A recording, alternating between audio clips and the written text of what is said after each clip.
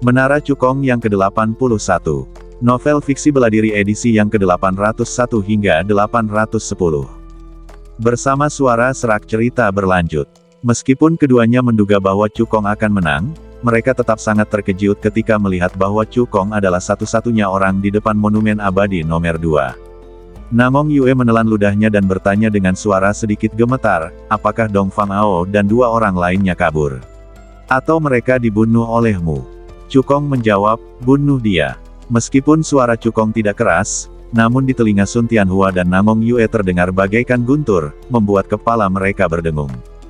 Mereka adalah tiga kaisar abadi yang kuat di tingkat pertama. Pemimpinnya, Dong Fang Ao, bahkan telah mencapai puncak kaisar abadi tingkat pertama. Selain Fang Tianji di tangannya, ia juga memiliki kartu truf yang diberikan oleh Istana Sengwu. Cukong tidak hanya mengalahkan Dong Fang Ao dan kedua rekannya, tetapi juga membunuh mereka semua. Seberapa kuat dia? Setelah keterkejutan itu, Sun Tianhua dan Namong Yue sangat bersemangat. Semakin jahat Cukong, semakin membuktikan bahwa pilihan mereka benar. Istana Xianyuan dan Istana Tianhuang di belakang mereka berdua pasti akan memberi mereka hadiah besar. Saat Sun Tianhua dan Namong Yue sedang bersemangat, Cukong berdiri, menangkupkan tinjunya, dan membungkuk kepada mereka. Terima kasih, Presiden Sun dan Patriark Namong, atas bantuan Anda. Saya akan selalu mengingat kebaikan ini. Meskipun keduanya tidak membantu Cukong, mereka berusaha menghentikan Dong Fang Ao dan dua orang lainnya. Cukong mengingat kebaikan ini dan akan membalas budi mereka suatu hari nanti. Sun Tianhua dan Namong Yue bergegas membantu Cukong berdiri, wajah mereka penuh senyum, mulut mereka hampir mencapai telinga mereka. Tuan Muda Chu memenangkan ronde kedua dari pertarungan tingkat alam abadi dan mencetak rekor baru. Dia pasti akan menjadi terkenal di alam abadi, kata Sun Tianhua. Negeri dongeng kelima yang baru dipromosikan bahkan belum sempat duduk, tetapi sudah menjadi negeri dongeng kedua, kata Namong Yue dengan iri. Negeri dongeng tempat Cukong berada awalnya hanya merupakan negeri dongeng peringkat ke-8 terbawah. Hanya karena memiliki seorang jenius tak tertandingi seperti Cukong, setelah dua putaran pertarungan peringkat negeri dongeng, ia langsung menjadi negeri dongeng kedua. Inilah keuntungan menjalin hubungan baik dengan pelaku kejahatan yang tak tertandingi. Sun Tianhua dan Namong Yue tidak berniat meninggalkan nama mereka di monumen abadi nomor 2. Setelah mengobrol dengan Cukong beberapa patah kata, mereka menerobos formasi hukuman surgawi ke-8 dan meninggalkan nama mereka di monumen abadi nomor 3. Wajah para peserta dari alam abadi ketiga berubah drastis ketika mereka melihat Sun Tianhua dan Namong Yue di depan monumen abadi nomor 3. Mereka tidak pernah menyangka bahwa dua kaisar abadi yang hebat di akhir tingkat pertama benar-benar akan datang bersaing dengan mereka untuk memperebutkan peringkat alam abadi ketiga. Mereka bukanlah Cukong yang memiliki kemampuan bertarung di beberapa level. Mereka hanya bisa menyerahkan monumen abadi nomor 3 dan menerobos arai hukuman surga ke-7 untuk meninggalkan nama mereka di monumen abadi nomor 4. Sedangkan bagi peserta dari alam abadi keempat hanya dapat meninggalkan namanya pada tugu abadi nomor 5. Suatu hari kemudian, fenomena aneh muncul di langit dan bumi, dan babak kedua pertarungan peringkat negeri dongeng resmi berakhir. Keempat tablet abadi itu bergetar pada saat yang sama, dan kekuatan misterius Dao Surgawi menyebar keluar, memproyeksikan 4 proyeksi besar di atas platform penyegelan abadi. Nama-nama pada prasasti abadi nomor 2, nomor 3, nomor 4, dan nomor 5 semuanya tercermin di langit. Semua orang menatap proyeksi di langit, dengan ekspresi terkejut di wajah mereka. Meskipun mereka telah menebaknya sejak lama, mereka masih sangat terkejut ketika mereka benar-benar melihat Cukong mendominasi monumen abadi nomor 2. Khususnya, nama Dong Fang Ao, Ximen Guanren dan Beitang Tianfeng tidak muncul di 4 prasasti abadi, jadi tak perlu dikatakan lagi, nasib mereka sangat serius. Ya dewa, Cukong benar-benar membunuh kepala keluarga Dong Fang, kepala keluarga Ximen, dan kepala keluarga Beitang.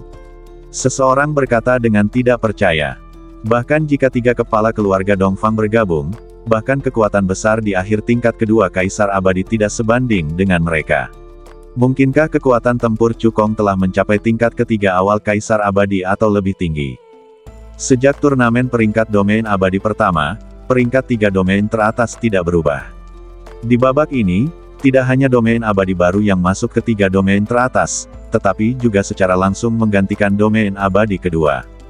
Jika aku tidak melihatnya dengan mataku sendiri, aku tidak akan pernah percaya itu benar. Pada saat yang sama, kekuatan surga mencerminkan nama 4 tablet abadi di langit alam abadi kedua, ketiga, keempat, dan kelima. Para kultivator dari 4 alam abadi besar menatap ke langit dan melihat hasil putaran kedua pertarungan peringkat alam abadi. Para kultivator dari alam abadi kelima menatap proyeksi monumen abadi nomor 2, menggosok mata mereka berulang kali, dengan ekspresi tidak percaya di wajah mereka. Apakah aku sedang bermimpi? Mengapa hanya ada nama Master Sekte Muda di monumen abadi nomor 2? Seorang tetua Sekte Tianxuan berkata. Ledakan. Sebuah tamparan keras terdengar. Tetua lain di sampingnya menamparkan wajahnya. Sakit, ini bukan mimpi. Tetua itu menutupi wajahnya dan berteriak kegirangan.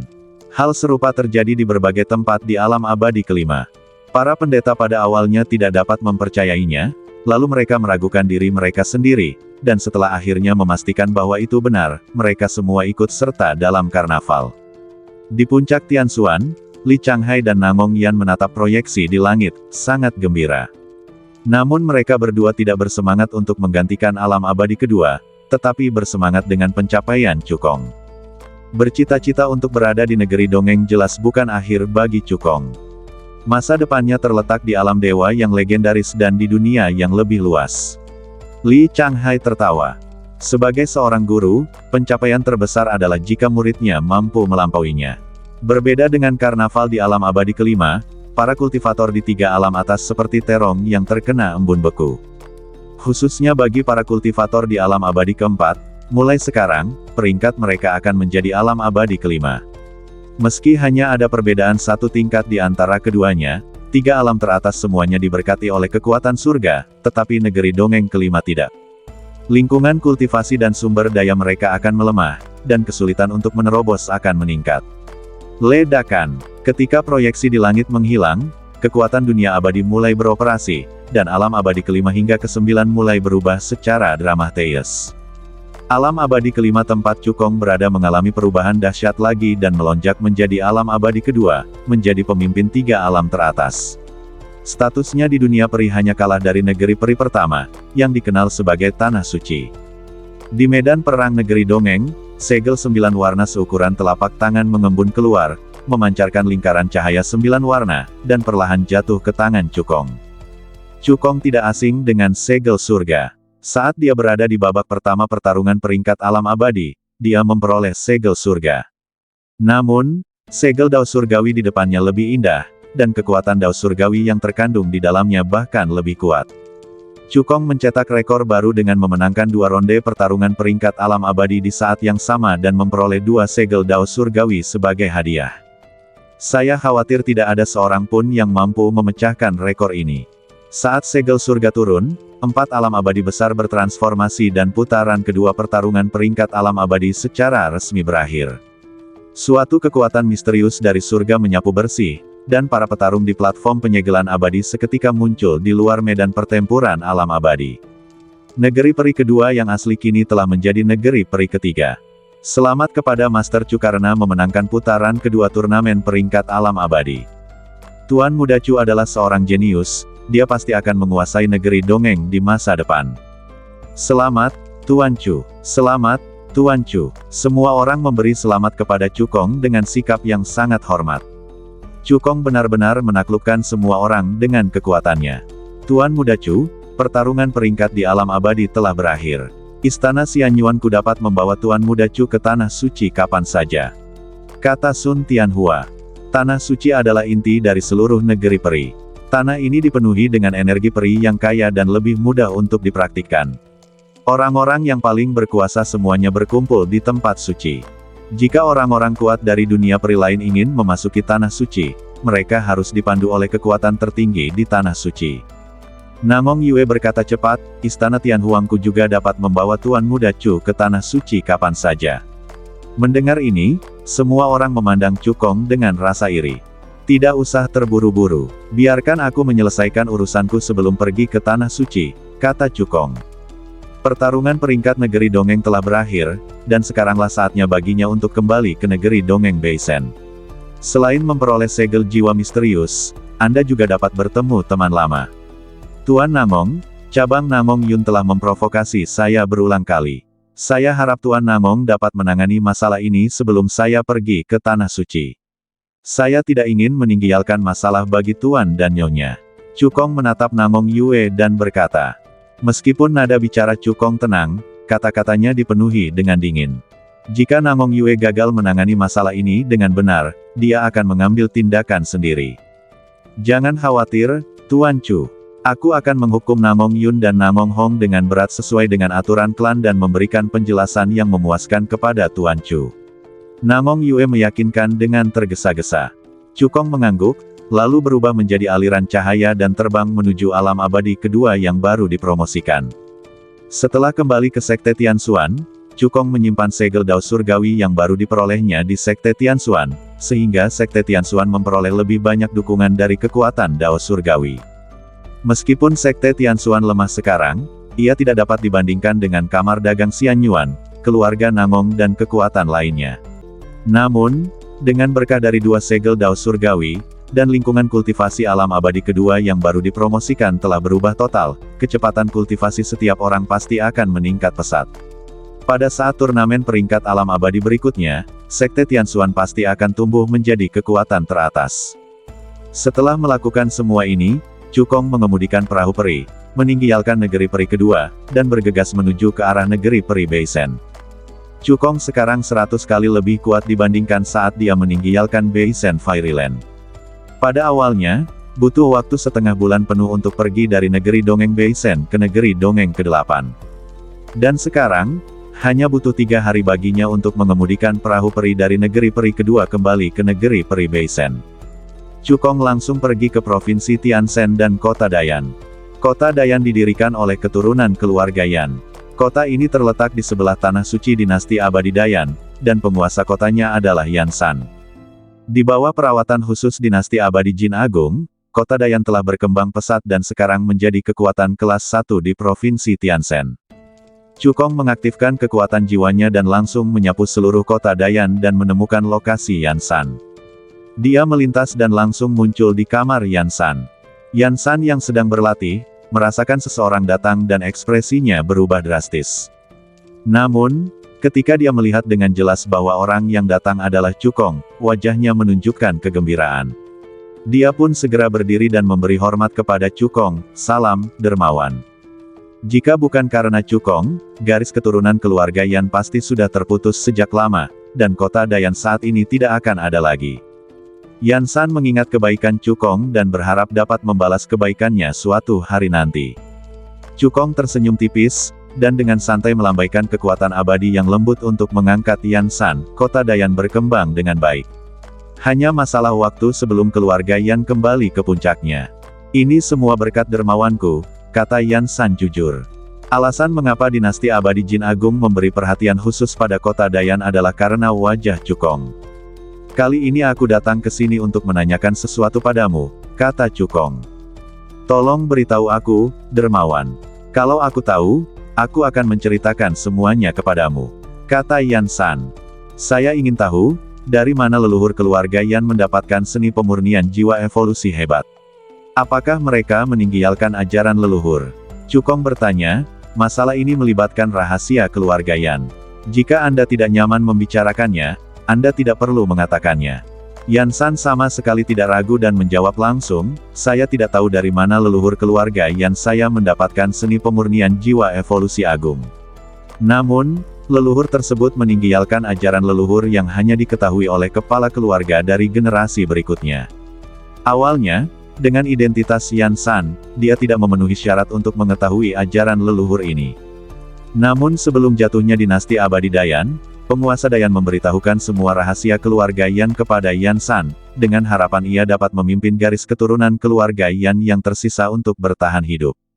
Yan San melanjutkan, sila leluhur adalah, jika keturunan keluarga Yan dapat mempraktikkan seni pemurnian jiwa evolusi agung hingga tingkat ke-8, mereka harus pergi ke alam abadi Netherworld Utara dan Ngarai Netherworld. Yan San tahu betul bahwa ajaran leluhur ini kemungkinan besar melibatkan peluang besar. Namun menurutnya, dibandingkan dengan kebaikan Cukong dalam menyelamatkan keluarga Yan, nilai ajaran leluhur ini tidak ada apa-apanya. Northern Netherworld Fairyland, Netherworld Gorge. Kilatan cahaya melintas di mata Cukong. Jika tidak terjadi hal yang tidak diinginkan, leluhur keluarga Yan memperoleh seni pemurnian jiwa Dayan di ngarai jiwa Nether. Dan segel jiwa misterius kemungkinan besar berada di ngarai jiwa Nether. Saya berutang budi kepada keluarga Yan atas masalah ini. Jika ada masalah yang tidak dapat diselesaikan di masa mendatang, selain meminta bantuan dari dinasti Jin Agung, Anda juga dapat pergi ke alam abadi kedua dan meminta bantuan dari Sekte Tianxuan. Setelah Cukong meninggalkan token Sekte Tianxuan dan cincin penyimpanan, sosoknya menghilang dari tempatnya. Cincin penyimpanan berisi sejumlah sumber daya kultivasi, yang cukup untuk membawa kekuatan keluarga Yan ke tingkat yang lebih tinggi. Adapun token Sekte Tianxuan, itu dapat memastikan kemakmuran keluarga Yan selama 1000 tahun. Terima kasih banyak, Dermawan. Yan San menerima token dan cincin penyimpanan lalu membungkuk ke arah kekosongan. Negeri Dongeng Beiyu berada di peringkat tengah di antara 9 negeri dongeng di utara. Kekuatan yang paling kuat disebut dinasti abadi Tianyu, dan tingkat kultivasi orang terkuatnya hanya pada tingkat ke-7 awal Raja Abadi.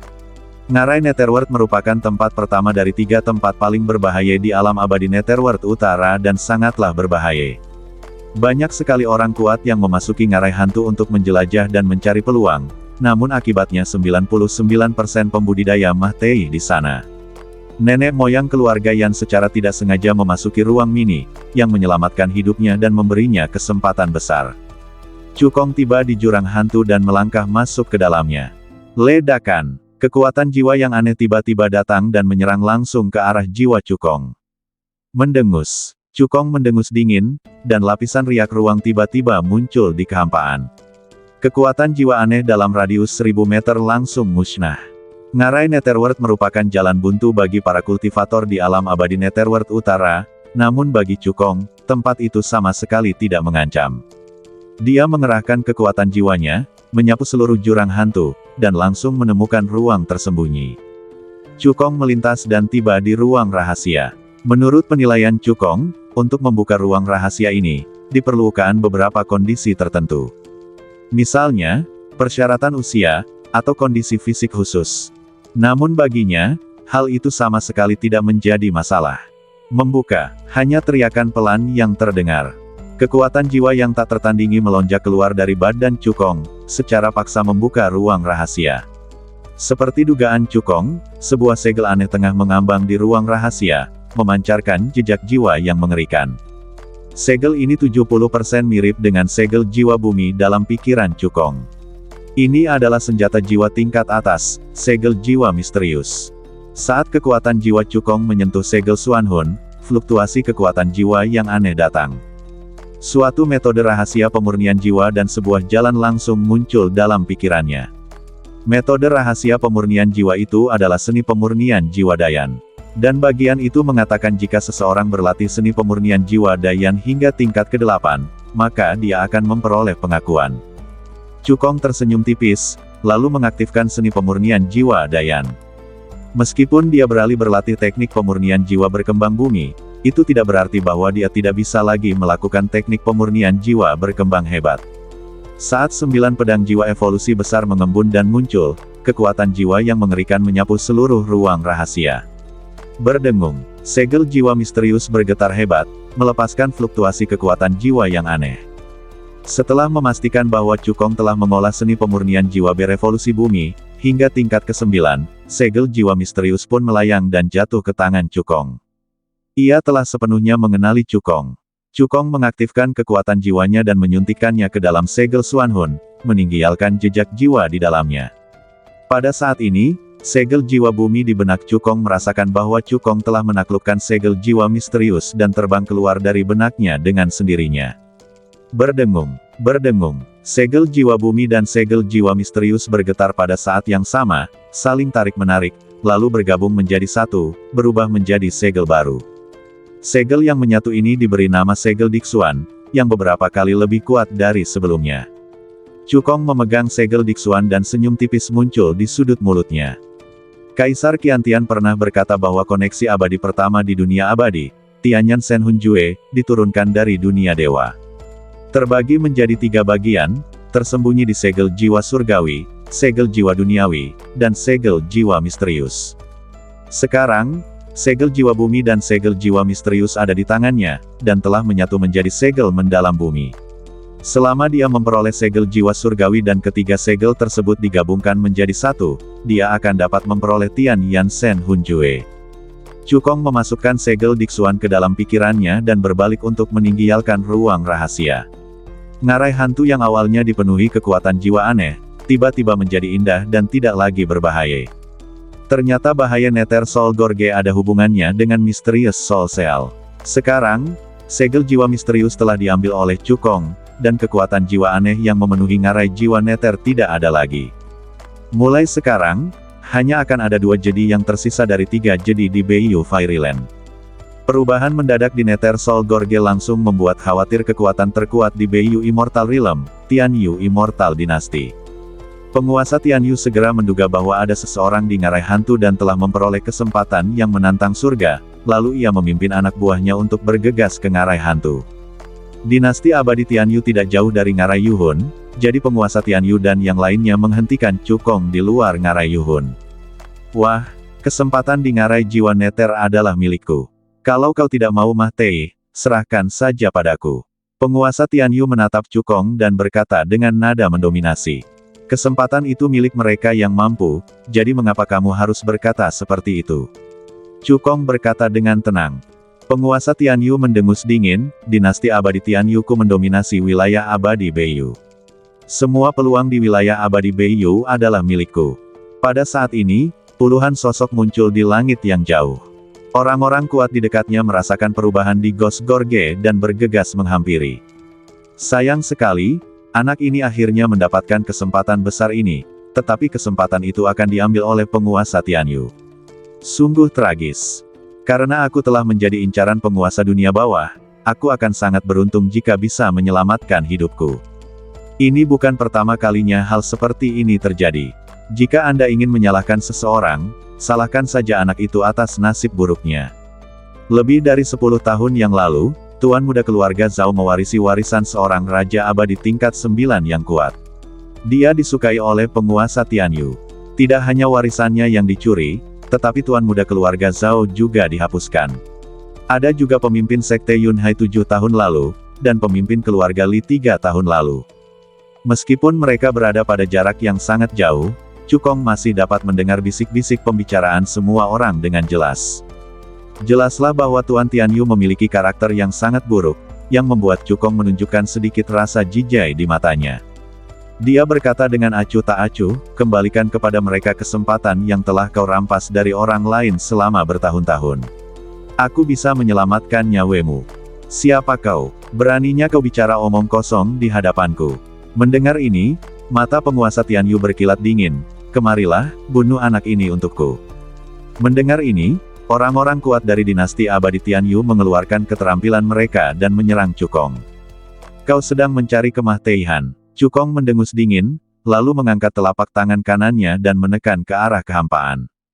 Ledakan. Sejumlah besar kekuatan abadi meledak dari badannya, mengembun menjadi telapak tangan raksasa yang menopang langit, dan menghantam dengan keras ke arah orang-orang kuat dari dinasti abadi Tianyu. Dia hanya menggunakan 1% kekuatannya dalam serangan telapak tangan ini, tetapi itu masih bukan sesuatu yang dapat ditahan oleh sekelompok kultivator Raja Abadi dan Dewa Abadi. Saya melihat telapak tangan raksasa yang mengangkat langit menghancurkan serangan orang-orang kuat dinasti Tianyouxian dengan kekuatan yang menghancurkan dan menghantam mereka dengan keras.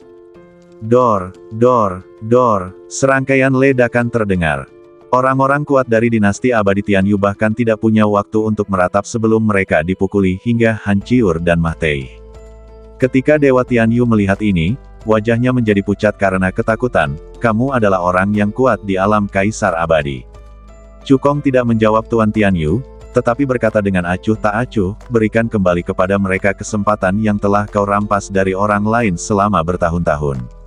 Kemudian tinggalkan kultivasimu sendiri dan bubarkan dinasti abadi Tianyu, dan aku dapat memberimu cara untuk hidup.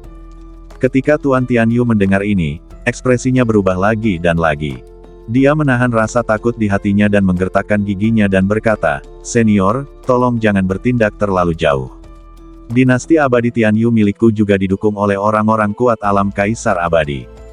Cukong mengangkat alisnya saat mendengar ini. Oh, kekuatan 9 alam peri utara relatif lemah di antara 36 alam peri di dunia peri. Para prajurit alam Kaisar Abadi adalah puncak kekuatan tempur di 9 alam abadi utara, dan jumlah mereka hanya segelintir. Dia ingin melihat siapa pendukung di balik penguasa Tianyu. Penguasa dinasti Wu Agung di alam abadi Beifeng dan aku adalah saudara. Jika kau berani menyerangku, penguasa dinasti Wu Agung tidak akan pernah membiarkanmu pergi. Ancam penguasa Tianyu dengan tegas. Putrinya menikah dengan putra bungsu penguasa Wu besar, sehingga kedua keluarga itu adalah saudara. Penguasa Wu Agung. Bibir Cukong melengkung karena sedikit geli. Apa kau takut? Penguasa Dao sekarang mendominasi Beifeng Fairyland, dan kultivasinya telah menembus ke tingkat kedua Kaisar Peri. Jika kau tidak ingin mati, serahkan saja kesempatan Nether Soul Gorge. Kata penguasa Tianyu dengan suara dingin. Haha, kamu sudah hampir mati, tetapi kamu masih berpikir untuk merebut kesempatan itu. Kamu benar-benar tidak tahu apakah kamu hidup atau mati. Cukong mensibir, katakan pada penguasa Dao untuk datang menemuiku dalam waktu 2 jam, jika tidak, kamu akan menanggung akibatnya. Menara Kekacauan Cinta. Mendengar ini, Dewa Tianyu mensibir dalam hatinya, karena kamu mencari kematian, aku akan mengabulkan keinginanmu. Dia mengeluarkan jimat giok transmisi suara jarak jauh, menempelkannya ke mulutnya, menceritakan apa yang terjadi di sini dengan berlebihan, lalu menghancurkannya dengan satu tangan. Wah, penguasa Dao akan datang dengan banyak orang kuat untuk membunuhmu. Bahkan jika kau adalah Kaisar Abadi tingkat pertama yang kuat, kau tidak akan bisa lolos dari kematian. Kata penguasa Tianyu dengan arogan. Bising, Cukong mendengus dingin, tekanan dahsyat mengalir keluar dari badannya, bagaikan gunung, menekan punggung Tuan Tianyu, membuatnya berlutut di tanah. Kau akan tinggal di sini sampai penguasa Wu Agung tiba. Jika kau berani menggonggong lagi, aku akan mengirimmu ke kematian. Meskipun nada bicara Cukong datar, namun kata-katanya mengandung hawa membunuh yang menusuk tulang. Hal ini membuat sekujur badan Lord Tianyu gemetar, seakan-akan telah jatuh ke dalam gua es. Dia tidak berani bicara lagi. Nak, aku akan membiarkanmu merajalela sebentar. Saat penguasa Dao tiba, aku pasti akan mengulitimu hidup-hidup, mencabut urat-uratmu, dan menggiling tulang-tulangmu menjadi abu. Penguasa Tianyu meraung dalam hatinya. Dalam waktu kurang dari 2 jam, sebuah perahu peri raksasa menerobos langit dari langit yang jauh.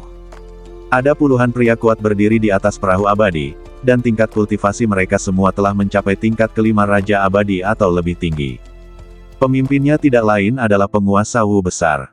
Sejak Cukong berhadapan dengan Tuan Dasen, dinasti abadi Dao telah menguasai alam abadi Beifeng dan menjadi kekuatan terkuat di antara 9 alam abadi utara. Penguasa Wu Agung yang bersemangat tinggi berhasil melakukan terobosan dalam satu gerakan, melangkah ke tahap awal tingkat kedua Kaisar Abadi, dan menjadi tak terkalahkan di 9 alam abadi di utara. Setelah dia menerima pesan permintaan bantuan dari kerabatnya, Dewa Tianyu, dia mengira bahwa itu adalah Kaisar Abadi yang kuat dari 9 alam abadi barat atau 9 alam abadi selatan yang datang untuk menimbulkan masalah. Maka dia pun segera membawa orang-orang kuat dari dinasti abadi Wu Agung dan bergegas menuju alam abadi Beiyu secepat mungkin. Ketika penguasa Tianyu melihat penguasa Dao datang, dia berteriak, "Anakku, akhirnya kau di sini." Bocah ini tidak hanya merampas kesempatan dinasti abadi Tianyu milikku, tetapi juga membunuh banyak orang kuat dari dinasti abadi Tianyu milikku dan memaksaku untuk berlutut dengan paksa. Kau harus membalaskan dendamku. Mendengar ini, penguasa Dao menjadi marah. Dia melihat ke arah yang ditunjukkan oleh penguasa Tianyu dan melihat sosok yang dikenalnya. Ketika dia melihat wajah sosok itu dengan jelas, seluruh badannya bergetar hebat. Melihat hal ini, penguasa Tianyu mengira penguasa Dao sedang marah, lalu berteriak lagi, "Anakku, kau harus melumpuhkan anak ini dan menyerahkannya kepadaku. Aku akan membuatnya berharap dia tidak bisa hidup atau mati." Ketika penguasa Dao mendengar kata-kata arogan penguasa Tianyu, wajahnya langsung pucat. Dia mengerahkan segenap tenaganya untuk memperlihatkan keterampilan gerakan badannya dan menyerbu ke arah penguasa Tianyu dengan kecepatan yang amat cepat. Ledakan. Sebuah tamparan keras terdengar. Raja Dawu menamparkan Raja Tianyu hingga tersungkur ke tanah. Kekuatan dahsyat itu tidak hanya membuat wajah raja membengkak, tetapi juga mematahkan beberapa giginya. Penguasa Tianyu tercengang oleh tamparan itu. Dia menutupi wajahnya yang bengkak dan bertanya dengan tidak percaya, "Sayangku, mengapa kamu memukulku?" Penguasa Wu Agung tidak menjawabnya, tetapi menghadap Cukong, berlutut di tanah, dan memohon belas kasihan dengan suara gemetar, "Ini semua salahku karena tidak mendisiplinkan mertuaku dan menyinggung Tuan Muda Chu. Dinasti Abadi Wu Agung bersedia menawarkan semua kekayaannya, dan memohon Tuan Muda Chu untuk menunjukkan belas kasihan dan mengampuni nyawa kami." Sebagai yang terkuat dari 9 alam abadi utara, penguasa Dawu memiliki saluran untuk menerima berita dari 9 alam abadi timur. Walaupun beritanya tidak terkini, dia tahu bahwa Cukong telah memenangkan ronde pertama pertarungan peringkat alam abadi, yang memungkinkan alam abadi ke-8 yang asli naik ke alam abadi ke-5. Raksasa seperti itu di dunia peri bukanlah seseorang yang dapat disinggung oleh dinasti peri Wu yang kecil. Perkataan penguasa Dawu bagaikan guntur yang menggelegar, meledak dalam pikiran penguasa Tianyu dan para penonton di kejauhan. Bahkan orang bodoh pun tahu bahwa Cukong sangat kuat. Penguasa Tianyu segera bersujud kepada Cukong, dan terus mengulang kalimat yang sama, "Tuan Chu, ampuni nyaweku.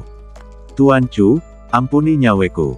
Cukong bahkan tidak melihat ke arah penguasa Tianyu, tetapi langsung menatap ke arah penguasa Dawu dan berkata dengan ringan, "Sebagai kekuatan terkuat di 9 alam abadi utara, saya pikir dinasti abadi Dawu harus memberikan contoh yang baik dan tidak membiarkan beberapa rayap memengaruhi citra dinasti abadi Dawu.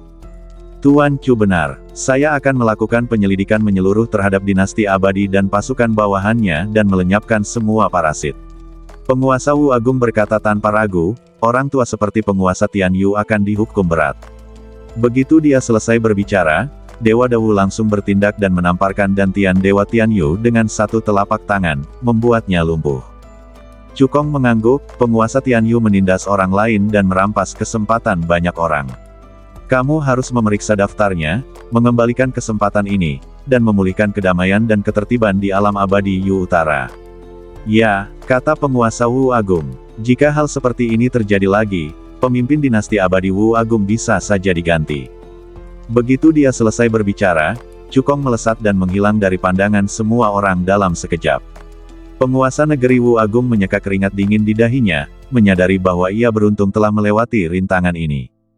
Dia berbalik dan memberi perintah kepada orang-orang kuat di dinasti abadi Wu Agung, meminta mereka untuk menyelidiki secara ketat para pejabat korup di dalam dinasti abadi dan pasukan afiliasinya, dan menghukum mereka semua dengan keras tanpa memandang identitas atau status mereka. Selain itu, penguasa kerajaan Wu Agung juga mengeluarkan beberapa larangan, yang secara tegas melarang para bangsawan dinasti Xian untuk menindas orang lain dan bertindak tirani, dan pelanggarnya akan dipenggal. Di bawah persyaratan ketat dari penguasa Wu Agung, atmosfer di 9 negeri Dongeng Utara menjadi semakin baik selama 100 tahun berikutnya. Setelah Cukong meninggalkan negeri Dongeng Beiyu, dia kembali ke negeri Dongeng Beisen dan provinsi Tianzhen. Dia pertama kali pergi ke lembah Yaowang dan lembah Xuanzhen. Setelah dua kekuatan utama tersebut menjadi agama negara dinasti Jin besar, mereka maju dan menjadi semakin baik. Cukong mengangguk puas, lalu meninggalkan sejumlah sumber daya kultivasi kepada masing-masing dua kekuatan utama, menyemangati semua orang untuk berlatih dengan baik. Setelah itu, Cukong kembali menemui kedua muridnya yang terdaftar, Liu Ziyu dan Zhang Ziji. Setelah memeriksa hasil kultivasi terbaru mereka, setelah memberi mereka beberapa petunjuk, dia meninggalkan masing-masing dari mereka sejumlah sumber daya kultivasi dan token sekte Tianxuan. Di masa depan, mereka berdua tidak perlu lagi masuk ke Istana Abadi, tetapi bisa langsung mengambil token sekte Tianxuan dan pergi ke negeri Dongeng kedua. Setelah berpamitan dengan dua murid terdaftar, Cukong melakukan perjalanan khusus ke dinasti Abadi Jin Agung untuk menemui Raja Baoyan dan Markis Jianding. Setelah mengenang masa lalu, ia meninggalkan sejumlah sumber daya kultivasi untuk masing-masing dari mereka. Raja Baoyan dan Markis Jianding bukan hanya ayah dari Liu Ziyu dan Zhang Ziji, tetapi mereka juga telah membantu Cukong berkali-kali. Dia selalu menyimpan kebaikan ini di dalam hatinya. Setelah meninggalkan provinsi Tianzhen, Cukong pergi ke provinsi Disen dan kerajaan abadi Dayuan untuk mengunjungi teman-teman lama lainnya. Kerajaan abadi Yuan Agung, persekutuan alkemis abadi, dan kota Sansuan semuanya menjadi semakin baik. Kekuatan Dewa Abadi Tuyuan, Gongyang Ji, Dewa Yunsuan dan lainnya juga menjadi semakin kuat. Cukong sangat senang dengan ini. Ketika teman-teman lama mengetahui tentang pencapaian Cukong saat ini selama obrolan, mereka semua menjadi sangat gembira dan memberi selamat kepada Cukong. Wajah semua orang penuh dengan ketulusan, tanpa ada rasa tertarik sedikit pun, dan mereka sungguh-sungguh bahagia untuk Cukong. Setelah Cukong bernostalgia dengan teman-teman lamanya, dia meninggalkan cincin penyimpanan untuk mereka masing-masing, lalu meninggalkan Dixuanzu dan menuju Suansenzu dan kerajaan abadi Dakin. Dia pertama kali bertemu calon ayah mertuanya, Lin Xiaotian. Ketika Lin Xiaotian mengetahui bahwa Cukong telah memasuki alam Kaisar Abadi, menjadi tuan muda Sekte Tianxuan, dan kekuatan tempurnya tak terkalahkan di alam abadi kedua, sudut mulutnya hampir terangkat ke telinganya. Dengan menantu yang berbakat seperti itu, dia akan terbangun sambil tertawa bahkan dalam mimpinya. Cukong meninggalkan sebuah cincin penyimpanan untuk Lin Xiaotian, yang berisi sejumlah besar sumber daya kultivasi, serta sihir surgawi tingkat rendah dan keterampilan yang cocok untuk fisik Lin Xiaotian, cukup baginya untuk berkultivasi ke alam Kaisar Abadi. Selain itu, ia juga meninggalkan token tamu dari Sekte Tianxuan. Dengan token ini, jika kerajaan abadi Qin besar menghadapi masalah yang tidak dapat diselesaikan, Lin Xiaotian dapat langsung meminta bantuan dari Sekte Tianxuan. Setelah itu, Cukong meninggalkan istana dan pergi ke Kam Jinyiwei dan Kam Huguowei berturut-turut. Ia bertemu dengan teman-teman lamanya Shen Yi, Jiang Shen, Zhao Wanbo, Guo Zhenyang, Xie Chong, Xie Tianxing dan yang lainnya.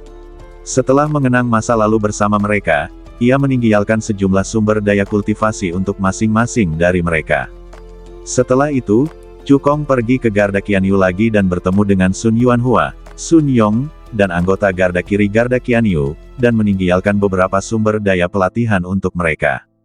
Setelah melakukan semua ini, Cukong kembali ke istana dan tiba di halaman yang elegan. Di dalam rumah, tampak sosok cantik tengah berlatih dengan mata terpejam. Itu Lin Qingyan. Lin Qingyan merasakan sesuatu dalam hatinya, tiba-tiba membuka matanya, bergegas ke halaman, dan melihat Cukong sekilas. Dia langsung melemparkan dirinya ke pelukan Cukong, matanya penuh kerinduan. Cukong membelai kepala Lin Qingyan. Mereka berdua datang ke paviliun batu di halaman dan duduk. Lin Qingyan menceritakan kepada Cukong semua yang terjadi baru-baru ini. Cukong juga memberitahu Lin Qingyan tentang prestasinya. Setelah mendengar ini, mata Lin Qingyan dipenuhi dengan sakit hati. Dibandingkan dengan pencapaian Cukong, dia lebih peduli pada berapa banyak bahaya yang telah dia alami dan berapa banyak usaha yang telah dia lakukan. Cukong tiba-tiba berkata, besok aku akan membawa Qingyan menemui orang tuaku. Kamu harus siap secara mental. Lin Qingyan tercengang, bukankah orang tua Cukong ada di alam bawah? Tiba-tiba, dia teringat sesuatu dan bertanya dengan mata terbelalak, apakah Cukong berencana untuk menghubungkan dunia abadi dan dunia fana serta membawa orang tuanya ke dunia abadi? Cukong mengangguk, sekarang, kultivasiku telah memasuki ranah Kaisar Abadi. Bahkan di Tanah Suci, aku adalah Master kelas 1. Ketika aku mengeluarkan seluruh kekuatanku, aku dapat menghubungkan dua ranah abadi dan fana. Mendengar ini, Lin Qingyan segera pergi untuk bersiap. Saat bertemu dengan mertua untuk pertama kalinya, Anda harus meninggalkan kesan yang baik pada mereka. Anda tidak hanya harus berpakaian dengan pantas, tetapi Anda juga harus menyiapkan hadiah, dan lainnya. Cukong tersenyum, lalu berbalik dan meninggalkan istana, menuju kota kenaikan ke-8. Jika Anda ingin membawa sanak saudara dan teman-teman Anda ke negeri dongeng, Anda harus terlebih dahulu menemukan lokasi benua Kyushu. Kalau tidak, bahkan jika Cukong menjelajah dunia abadi dan fana 1000 atau 10.000 kali, kemungkinan besar dia tidak akan menemukan benua Jeoshu. Ketika Cukong naik ke negeri dongeng, dia muncul di kota kenaikan ke-8 dan panggung kenaikan ke-4. Oleh karena itu, letak benua Jeoshu berada dalam 100 alam bawah yang terhubung dengan platform kenaikan nomor 4. Penguasa kota kenaikan ke-8 saat ini telah bertemu Cukong beberapa kali. Setelah melihat Cukong, dia langsung membungkuk dan memberi hormat. Ketika dia mengetahui bahwa Cukong akan menghubungkan negeri dongeng dengan benua Jeoshu, dia awalnya terkejut, lalu segera memerintahkan orang-orang untuk menutup area dalam radius 1000 meter di sekitar panggung pendakian nomor 4, dan tidak membiarkan orang luar mengganggu Cukong. Cukong mengangguk, sosoknya melesat, dan dia langsung tiba di panggung pendakian nomor 4. Hah! Cukong menarik napas dalam-dalam dan menyesuaikan kondisinya ke puncak. Kemudian, kekuatan jiwa yang luas seperti lautan menyapu keluar dari badannya dan mengalir ke platform kenaikan nomor 4. Cukong mengerahkan segenap tenaganya untuk mengerahkan kekuatan jiwanya dan turun ke alam bawah pertama yang terhubung dengan platform kenaikan nomor 4. Bukan ini, kata Cukong pada dirinya sendiri. Dia kemudian mengerahkan kekuatan jiwanya dan menuju ke dunia bawah kedua. Itu juga bukan. Setelah mencari 56 alam bawah berturut-turut, Cukong akhirnya menemukan benua Kyushu. Lu Tianlong, yang sedang berlatih di Gua Linglong, tiba-tiba mendengar suara yang dikenalnya di telinganya. Paman Long, lama tak berjumpa. Lu Tianlong mengenali bahwa itu adalah suara Cukong. Matanya melebar seperti lonceng, dan wajahnya dipenuhi kengerian. Bukankah kamu di negeri dongeng? Bagaimana kamu bisa berkomunikasi denganku? Aku telah memantapkan kedudukan di alam abadi dan memiliki kekuatan untuk menghubungkan dua dunia. Besok, aku akan menghubungkan alam abadi dengan benua Kyushu dan membawa keluarga serta teman-temanku ke alam abadi. Aku ingin menyusahkan Paman Long untuk membawa semua orang ke surga Gua Linglong. Ketika Lu Tianlong mendengar ini, matanya hampir terbelalak. Dia awalnya berpikir bahwa tidak peduli seberapa mengerikan Cukong, akan butuh waktu beberapa tahun atau bahkan puluhan tahun baginya untuk mendapatkan pijakan di dunia peri. Hasilnya, tidak lama setelah itu, Cukong tidak hanya memperoleh pijakan yang kokoh di dunia peri, tetapi bahkan memiliki kekuatan untuk menembus dunia peri. Jika dia tidak mendengar sendiri perkataan Cukong, dia tidak akan pernah percaya kalau itu benar. Setelah pulih dari keterkejutannya, Lu Tianlong segera mengirim orang ke Donglingzhu dan Qingxuanzhu untuk membawa orang tua, kakek nenek, dan kerabat serta teman-teman Cukong ke Gua Surga Linglong, dan memberitahu Lu Linglong, Sangguan Yanran, Situ Yue, dan Su Yu Yao untuk bersiap. Untuk sesaat, seluruh Gua Linglong mulai bergerak. Alasan mengapa Chu Honglong memberitahu Lu Tianlong sehari sebelumnya adalah, pertama, untuk mengumpulkan semua orang, dan kedua, memberi semua orang waktu untuk mengatur segalanya. Lagi pula, begitu mereka pergi ke negeri dongeng, mereka tidak akan pernah kembali ke benua Kyushu. Hari berikutnya tiba dalam sekejap mata. Lin Qingyan, Lin Xiaotian dan para tokoh terkemuka dari kerajaan abadi Qin besar semuanya bergegas ke kota kenaikan ke-8, ingin menyaksikan keajaiban ini dengan mata kepala mereka sendiri. Cukong terlihat sedang mengunci diri pada platform kenaikan nomor 4, langsung mendorong kultivasinya dan alam fisiknya hingga ke titik ekstrim, lalu memegang pedang naga langit di tangannya dan menebasnya dengan kuat. Mendesis, sebuah celah ruang angkasa besar pun tercipta. Energi pedang yang sangat tajam, membawa kekuatan ilahi yang tak tertandingi, menembus ruang tak berujung dan akhirnya mencapai benua Kyushu. Sebuah celah ruang angkasa besar tiba-tiba muncul di atas Gua Surga Linglong, dan energi peri yang agung ditransmisikan ke Gua Surga Linglong melalui saluran ruang angkasa yang terbelah. Lu Tianlong dan yang lainnya merasakan energi peri ini dan segera merasa segar dan berenergi. Semua orang segera masuk ke celah angkasa. Suara Cukong terdengar. Lu Tianlong, Lu Linglong, Sangguan Yanran dan lainnya yang telah bersiap segera berubah menjadi aliran cahaya dan bergegas ke celah ruang angkasa. Cukong ingin membawa sanak saudara dan sahabatnya ke negeri dongeng, namun ia menghadapi dua kesulitan. Kesulitan pertama adalah menembus dua dunia abadi dan dunia fana. Kesulitan kedua adalah memastikan semua orang melewati saluran luar angkasa dengan aman. Karena saluran ruang angkasa ini dibuka oleh Cukong secara paksa, maka kekuatan ruang di dalam saluran tersebut menjadi tidak teratur. Dengan kekuatan Lu Tianlong, Lu Linglong, Sangguan Yanran dan lainnya, mereka tidak dapat menahan robeknya kekuatan ruang. Tanpa perlindungan Cukong, mereka akan hancur berkeping-keping saat memasuki saluran ruang angkasa. Cukong mengerahkan segenap kekuatannya, membentuk perisai energi raksasa yang membungkus semua orang di dalamnya dan membawanya maju dengan cepat di saluran ruang angkasa. Meskipun Cukong mampu menembus dunia fana dan abadi dengan satu pedang, panjang lorong ruang angkasa ini jauh di luar imajinasi siapapun. Cukong tidak hanya harus melindungi semua orang, tetapi juga harus mengalihkan perhatiannya untuk menjaga saluran ruang angkasa, yang sangat menghabiskan energi. Jika dia ingin membawa satu atau dua orang saja dari negeri peri, tentu tidak akan ada masalah. Namun ia memiliki lusinan saudara dan teman. Ketika Cukong mengantar mereka ke tengah lorong ruang angkasa, perisai energi yang melindungi semua orang tiba-tiba mulai beriak dan menunjukkan kecenderungan untuk hancur. Hah! Cukong menarik napas dalam-dalam dan melemparkan dua ramuan ke dalam mulutnya. Sambil memulihkan kekuatan abadi dan kekuatan fisiknya, dia dengan cepat membentuk segel dengan tangannya dan mengeluarkan sihir darah. Ledakan. Di bawah pengaruh teknik rahasia, darah dan energi di badannya melonjak hebat, dan momentumnya meningkat liar. Tingkat kultivasi Cukong secara paksa ditingkatkan dari tahap awal Kaisar Abadi tingkat pertama ke tahap awal Kaisar Abadi tingkat kedua. Dengan bantuan kekuatan fisiknya, kekuatan tempurnya sebanding dengan Kaisar Abadi tingkat kedua. Dengan kekuatan penuh Cukong, perisai energi yang hampir runtuh kembali tenang. Tidak hanya itu, kecepatan terbang semua orang di saluran luar angkasa juga meningkat beberapa kali lipat. Setelah beberapa saat, semua orang terbang keluar dari saluran luar angkasa dan tiba di kota kenaikan ke-8. Lu Tianlong dan yang lainnya merasakan aura peri yang kuat di sekeliling mereka dan tidak dapat pulih untuk waktu yang lama. Apakah kita sudah sampai di negeri dongeng?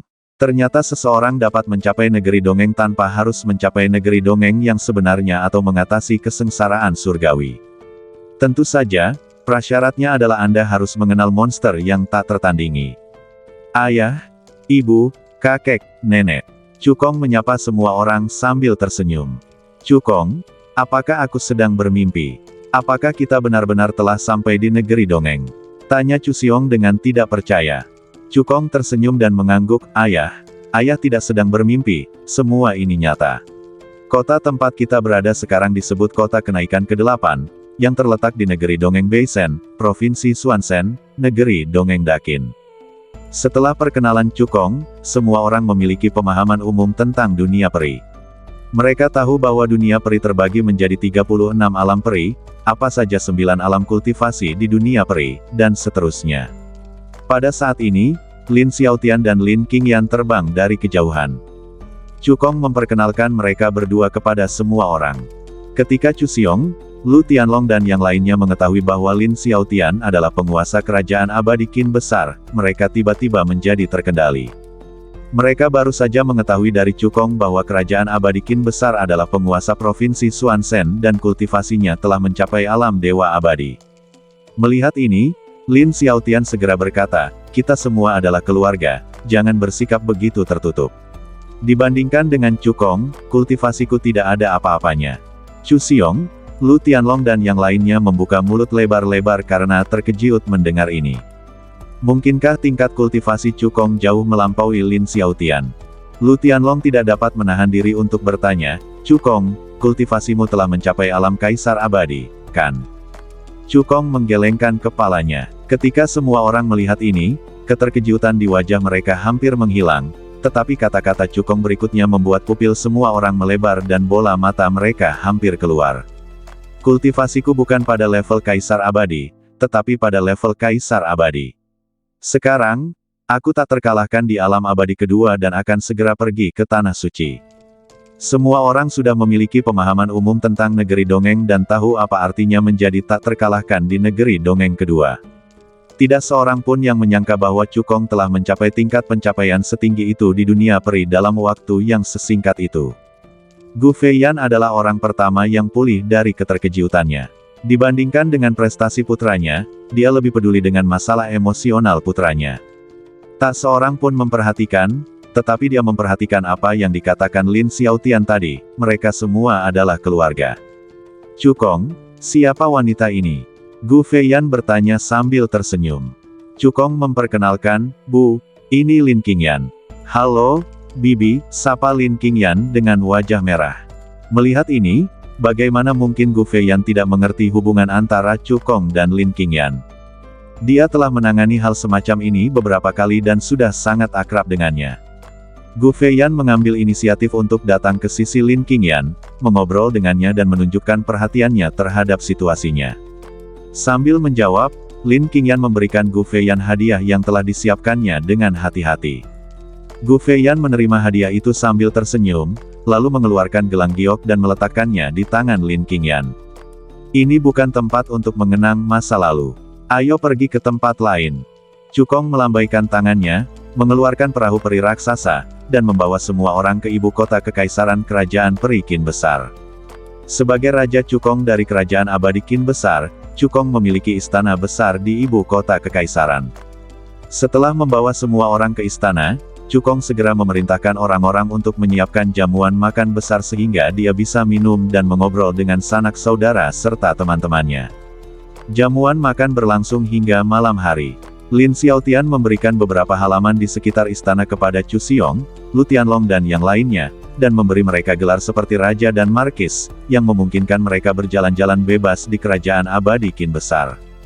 Keesokan harinya, Cukong mengeluarkan sejumlah besar sumber daya kultivasi untuk membantu semua orang meningkatkan kekuatan mereka. Di antara mereka, tidak hanya ada batu abadi kualitas terbaik dan pil abadi tingkat tinggi, tetapi juga bodi darah yang dapat membantu para kultivator membersihkan saripati dan sumsum mereka serta meningkatkan kualitas darah mereka. Namun karena jumlah blood body yang terbatas, maka tidak dapat memuaskan semua orang dan hanya dapat digunakan oleh orang-orang terdekatnya saja. Misalnya, Chu Xiong, Gu Feiyan, kakek, nenek, Lu Linglong, Sangguan Yanran, Situ Yue, Su Yu Yao dan lainnya. Sementara yang lain menyatakan pemahaman mereka tentang hal ini. Dengan bantuan blood body, kadar darah Chu Xiong, Gu Feiyan dan yang lainnya meroket. Bahkan efek terlemahnya pun ditingkatkan ke tingkat Vena abadi tingkat 2. Yang terkuat di kerajaan abadi secara langsung dipromosikan ke tingkat Vena abadi kelas 5. Meski melihat seluruh dunia peri, bakat kultivasi Chu Xiong, Gu Feiyan dan yang lainnya tidak tinggi, namun dengan dukungan Cukong, bahkan jika mereka menghabiskan sumber daya kultivasi mereka, mereka dapat didorong ke tingkat Raja Peri atau lebih tinggi.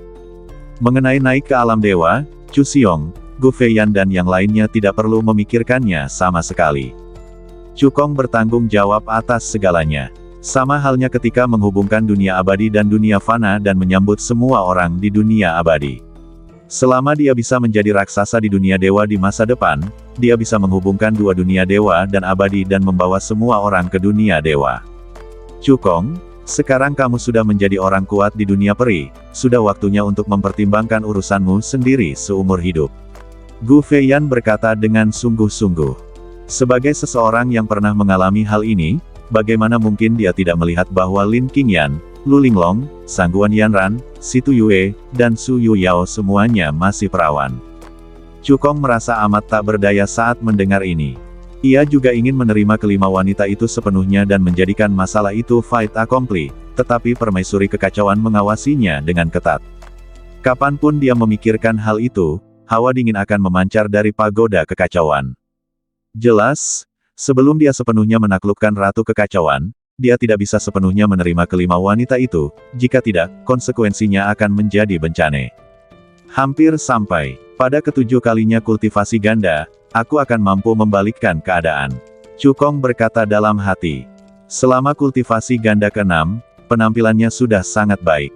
Meskipun badannya masih berlubang, ada sedikit kelembutan dalam tatapan permaisuri kekacauan ke arahnya, dan dia penuh dengan antisipasi atas kenaikannya ke alam dewa. Tahukah Anda, ketika dia naik ke alam dewa, itu adalah hari ke-7 kultivasi gandanya. Saat itu, setelah dia selamat dari kesengsaraan surgawi dan mengubah kekuatan abadi di badannya menjadi kekuatan ilahi, kemampuannya untuk menekan raciun jimat rubah akan semakin kuat. Terlebih lagi, alam fisiknya akan mematahkan belenggu dunia peri dan melangkah ke alam badan dewa tingkat pertama, memiliki fisik yang lebih kuat dan kekuatan tempur yang lebih kuat. Berdasarkan pengalaman Cukong, dia pasti tidak akan terkuras lagi selama kultivasi ganda ke-7. Begitu dia berhasil menaklukkan Chaos Queen, dia bisa menikahi semua wanita. Hati Cukong dipenuhi dengan semangat ketika dia memikirkan kehidupan bahagia di masa mendatang. Selama setengah bulan berikutnya, Cukong tinggal di negeri dongeng Qin besar, menemani saudara, teman, dan gadis-gadisnya. Setengah bulan kemudian, Cukong mendirikan formasi abadi tingkat rendah tingkat 9 yang kuat di Istana Cukong dan Istana Kekaisaran. Kecuali para petinggi yang kuat di Tanah Suci mengambil tindakan, tidak ada seorang pun di alam abadi yang dapat mengancam keselamatan semua orang. Selain itu, Cukong juga meninggalkan sebuah rumah harta karun di istana. berisi sejumlah besar sumber daya budidaya, harta alam, sihir dan keterampilan. Cukup bagi setiap orang untuk berkultivasi hingga tingkat Raja Abadi dan di atasnya. Orang-orang seperti Lin Qingyan, Lu Linglong dan lainnya bahkan dapat berkultivasi hingga tingkat Kaisar Abadi dan di atasnya. Setelah melakukan semua ini, Cukong mengucapkan selamat tinggal kepada semua orang dan meninggalkan negeri dongeng Beisen. Dia pertama-tama kembali ke negeri dongeng kedua, mengucapkan selamat tinggal kepada tuan dan nyonyanya, dan meninggalkan mereka sejumlah besar sumber daya kultivasi dan berbagai harta karun. Kemudian dia pergi ke bukit kecil tempat tetua ketiga, Sun Qiuan, tetua ke-11, dan tetua Feng tinggal, dan meninggalkan banyak harta untuk mereka berempat, cukup untuk lebih meningkatkan kekuatan mereka. Setelah mengucapkan selamat tinggal kepada keluarga dan teman-temannya, Cukong meninggalkan alam abadi kedua dan menuju alam abadi ketiga untuk menemukan Sun Tianhua dan Namong Yue.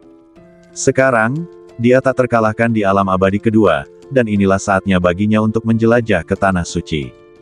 Sun Tianhua dan Namong Yue diberi hadiah besar oleh Istana Xianyuan dan Istana Tianhuang atas kontribusi mereka dalam menemukan Cukong, dan juga dipindahkan kembali ke Tanah Suci untuk menduduki jabatan penting. Cukong datang ke kota Tianan terlebih dahulu. Namong Yue dan Namong Sue telah menunggu lama. Namong Sue telah dihargai oleh para pemimpin puncak Istana Tianhuang karena dia telah maju ke tingkat atas garis keturunan Phoenix Ilahi Xuanbing dan telah bergabung dengan Istana Tianhuang. Perjalanan ini akan menuju Tanah Suci bersama Namong Yue. Tuan Chu, saya telah menghukum Namong Yun, Namong Hong, dan yang lainnya dengan berat. Saya akan memastikan tidak akan ada lagi orang buta di klan yang akan memprovokasi Tuan dan istrinya, kata Namong Yue. Setelah pertarungan peringkat di negeri dongeng berakhir, dia menghapus kultivasi Namong Yan dan Namong Hong dengan kekuatan yang menggelegar, memberhentikan mereka dari jabatan, membatalkan semua hak istimewa mereka, dan mengirim mereka ke tambang batu peri keluarga Namong untuk ditambang. Orang-orang dekat kedua pria itu juga dihukum dengan tingkat yang berbeda-beda. Awalnya, cabang yang dimiliki Namong Yun menduduki peringkat pertama di antara 4 cabang utama keluarga Namong, sejajar dengan cabang Namong Xuan, dan sangat kuat. Tetapi sekarang, cabang tempat Namong Yun berada telah rusak parah, dan kekuatannya menduduki peringkat terakhir di antara 4 cabang utama. Semua orang di cabang membenci Namong Yun dan Namong Hong. Meskipun keduanya tidak dieksekusi, hari-hari menambang di tambang batu peri lebih menyakitkan daripada kematian. Selain itu, Namong Xuan secara resmi menggantikan Namong Yue dan menjadi kepala baru keluarga Namong. Dia dan Namong Yan berasal dari cabang yang sama dan memiliki hubungan dekat. Dengan kehadirannya, keluarga Namong pasti akan berdiri di pihak Sekte Tianxuan, dan Cukong dapat pergi ke Tanah Suci dengan tenang. Setelah mengetahui situasi terkini keluarga Namong, Cukong mengangguk puas. Setelah itu, mereka bertiga meninggalkan kota Tianan, bertemu kembali dengan Sun Tianhua, dan menuju Tanah Suci bersama. Tanah Suci adalah inti dari alam abadi. Angin kencang di luar Tanah Suci begitu kuat sehingga bahkan penguasa abadi tingkat tinggi pun merasa sulit untuk melewatinya. Namong Yue mengerahkan segenap tenaganya untuk mengemudikan perahu abadi, dan setelah terbang selama 2 hari, akhirnya dia tiba di Tanah Suci.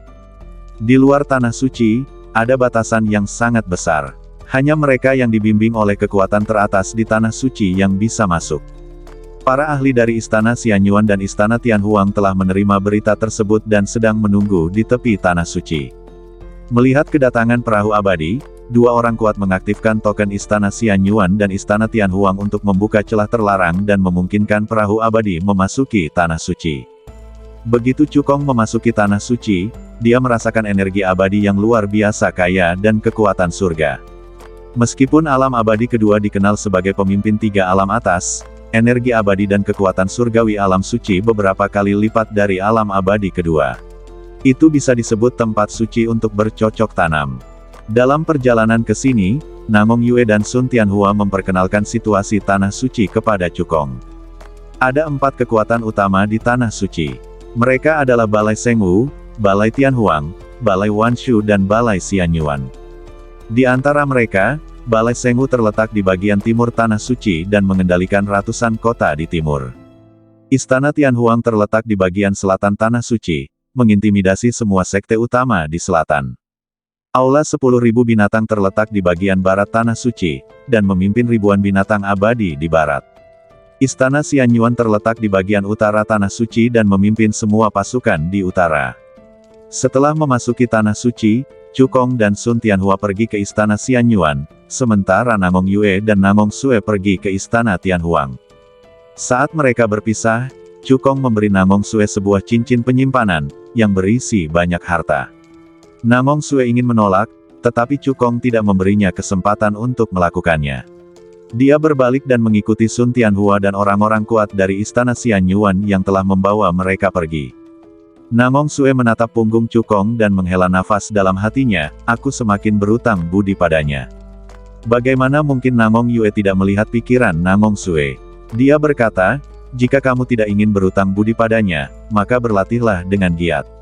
Jika kamu dapat memandang rendah para jenius Saint Domain, kamu tidak hanya tidak perlu lagi berutang budi padanya, kamu juga dapat membantunya. Mendengar ini, Namong Sue mengangguk dengan penuh semangat. Dia mengetahui dari Namong Yue bahwa Cukong memperoleh senjata jiwa terbaik di dunia peri, segel jiwa bumi. Dan Aula Sengwu telah mencari jejak segel jiwa bumi. Selain itu, Cukong membunuh Dong Fang Ao, juru bicara Balai Sengwu, dan menamparkan wajah Balai Sengwu dengan keras. Kebencian antara keduanya tidak dapat diselesaikan lagi. Jika dia memiliki kekuatan untuk melampaui para jenius di domain suci, dia akan mampu memegang kekuasaan sesungguhnya di Istana Tianhuang dan kemudian mampu membantu Cukong. Dipimpin oleh orang-orang kuat dari Istana Xianyuan, Cukong dan Sun Tianhua terbang selama beberapa jam dan tiba di sebuah kota besar di utara Tanah Suci. Meskipun kota ini juga disebut kota Xianyuan, skala dan kemakmurannya jauh melampaui kantor pusat kamar dagang Xianyuan. Di tengah kota berdiri gerbang batu besar, menuju kantor pusat istana Xianyuan, Gua Xianyuan. Konon, surga Gua Xianyuan dibuka bersama oleh beberapa makhluk kuat tingkat kaisar abadi. Lingkungan budidaya di dalam gua 10 kali lebih baik daripada di dunia luar. Orang kuat dari istana Xianyuan mengeluarkan token identitasnya, menyuntikkan kekuatan abadi ke dalamnya, membuka pintu batu, dan membawa Cukong dan Sun Tianhua ke Gua Xianyuan. Area di dalam gua tidak lebih kecil dari kota besar di luar, dan aura negeri dongeng sangat kaya. Setelah memasuki surga Gua Xianyuan, Sun Tianhua dibawa oleh orang kuat istana Xianyuan untuk melapor ke paviliun tetua. Cukong diantar oleh seorang lelaki tua berambut putih dan berwajah awet muda ke halaman istana untuk bertemu dengan kepala istana. Senior, mengapa kepala istana memanggilku?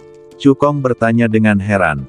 Sebagai salah satu dari 4 kekuatan teratas di Tanah Suci, Istana Xianyuan memiliki seorang kepala istana yang sangat kuat yang kultivasinya telah mencapai tingkat ke-9 Kaisar Abadi. Dia adalah eksistensi yang menakutkan yang berdiri di puncak alam abadi. Secara umum, pendatang baru di Istana Xianyuan tidak memenuhi syarat untuk dipanggil oleh kepala istana. Kau bisa memanggilku tetua ketiga saja, kata lelaki tua itu sambil tersenyum. Istana Xianyuan kami dinamai berdasarkan kata, Xianyuan, dan kami sangat menghargai orang-orang dengan Xianyuan yang dalam. Pertama-tama, Anda memperoleh Xianyuan ke-9, lalu memperoleh segel jiwa bumi, dan memiliki hubungan dengan Xianyuan pertama. Anda bahkan memenangkan 2 ronde pertarungan peringkat Xianyu dan memperoleh 2 bagian kekuatan Dao Surgawi, menciptakan keajaiban. Kepala istana sangat optimis terhadapmu. Dia memanggilmu kali ini, mungkin untuk secara langsung memberimu status putra dewa. Aula Xianyuan membagi murid menjadi 3 kategori, murid biasa, murid inti, dan putra dewa. Putra dewa memiliki status dan wewenang yang sangat tinggi di Istana Xianyuan. Setiap putra dewa memiliki bakat tingkat atas, dan dapat dikatakan bahwa sudah dapat dipastikan bahwa mereka akan menjadi kaisar abadi tingkat tinggi di masa depan. Bahkan ada secercah harapan bahwa mereka dapat mematahkan belenggu alam abadi dan naik ke alam dewa yang legendaris. Cukong mengangguk, mengepalkan tangannya dan berkata, terima kasih atas bimbinganmu, tetua ketiga. Setelah beberapa saat, mereka berdua tiba di luar halaman kepala istana. Tetua ketiga melapor dengan hormat, Tuan Istana, Cukong telah dibawa ke sini. Gerbang terbuka dan suara dingin terdengar. Cukong datang sendirian. Mendengar ini, mata tetua ketiga berbinar karena terkejut. Dia tidak menyangka bahwa Master Istana akan memanggil Cukong sendirian, bahkan dia, tetua ketiga, tidak dapat menemaninya. Tampaknya kepala istana menghargai Cukong lebih dari yang dibayangkannya. Cukong melangkah ke halaman dan gerbang pun segera tertutup. Ada formasi abadi yang kuat didirikan di halaman, dan bahkan kaisar abadi tingkat tinggi tidak dapat memata-matainya. Cukong datang ke halaman dan melihat seorang pria anggun duduk di paviliun batu sambil menyeruput teh, memancarkan aura Tao yang misterius. Orang ini tidak lain adalah penguasa istana Xianyuan, Ye Fengxuan. Tepat saat Cukong menatap Ye Fengxuan menoleh dan menatapnya, lalu melemparkan dua tatapan tajam. Hati Cukong bergetar, tiba-tiba dia merasa seperti ada yang melihat. Suara permaisuri kekacauan bergema dalam pikirannya. Aula Xianyuan, jadi ini artinya. Cukong bertanya cepat, apa yang dilihat permaisuri? Ratu kekacauan berkata dengan tenang, orang ini adalah orang yang ditakdirkan. Mata Cukong tiba-tiba menyipit. Dia yang punya takdir. Mereka yang ditakdirkan untuk sukses diberkati oleh dunia abadi dan kecepatan kultivasi mereka mencengangkan. Dia telah menggunakan sang terpilih sebagai penyamaran, tetapi dia tidak menyangka akan bertemu sang terpilih yang sebenarnya hari ini. Kata-kata selanjutnya dari Chaos Queen membuat Cukong semakin terkejut. Jika tebakanku benar, orang ini bekerja sama dengan Dao Surgawi dari alam abadi. Kerja sama. Pupil mata Cukong mengecil lagi. Ketika aku berada di benua Jiushu, aku pernah mengatakan kepadamu bahwa yang disebut sebagai orang-orang yang disukai surga sebenarnya adalah mereka yang dipromosikan secara khusus oleh surga. Tujuannya adalah untuk membiarkan mereka menekan dunia kontemporer dan merampas kesempatan para biksu, kata permaisuri kekacauan. Cukong mengangguk diam-diam. Mempraktikkan Taoisme bertentangan dengan keinginan surga dan tidak ditoleransi oleh surga. Semakin banyak biksu yang mematahkan belenggu, semakin lemah Dao Surgawi, dan pada akhirnya akan hancur total dan memasuki zaman akhir Dharma. Setelah puluhan juta tahun, cara surga baru lahir, energi spiritual dihidupkan kembali, dan siklus itu berulang. Oleh karena itu, untuk menghindari pemborosan, Dao Surgawi akan mengambil berbagai tindakan. Misalnya, mengirimkan bencana surgawi untuk membunuh para pendeta yang menentang kehendak surga. Misalnya, peluncuran Heaven's Favor.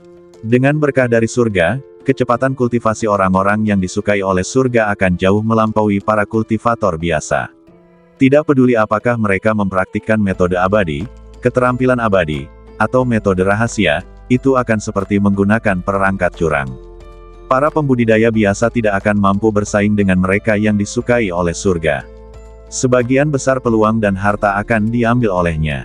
Awalnya, mungkin ada puluhan kultivator di dunia ini yang dapat melepaskan diri dari belenggu dan naik ke tingkat yang lebih tinggi.